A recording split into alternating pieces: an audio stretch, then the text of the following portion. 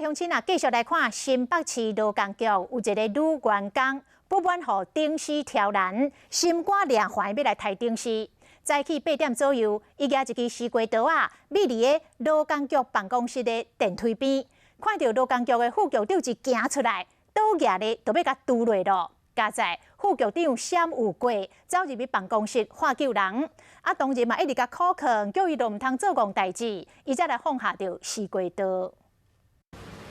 保险目镜女子被扣手铐，带回派出所做笔录，因为25日早时竟然拿西瓜刀伫新北市府埋伏伤人。主要是因为我们有一个救护处的同仁啊，那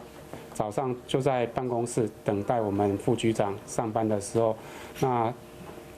他一出电梯，他就亮出他们的所谓的刀子，所以一看到我们副局长就有做一些追砍的一个动作。女子伫新北市劳工局服务大约6档，4档前转调就业服务处，2档前因为工作表现无好，情绪无稳定，被协助介入辅导。当时处长就是即卖副局长，女子怀疑被处处刁难，几下处投诉被霸凌，但是警方拢查无此事，想袂到怀恨在心。有同事讲，这位女员工经常到劳工局出入，前几天嘛出现过伫电梯边鬼鬼祟祟，想袂到再度出现拿西瓜刀对杀，好甲在副局长走来办公室求助，大家才做伙甲人抓起来。其实23迄天，新北市府才大发现有男子秘伫服务台的偷偷充电，被巡逻警员发现到，竟然拿椅仔上警察。新北市府1楼经常拢举办活动，安全的问题需要搁再加强。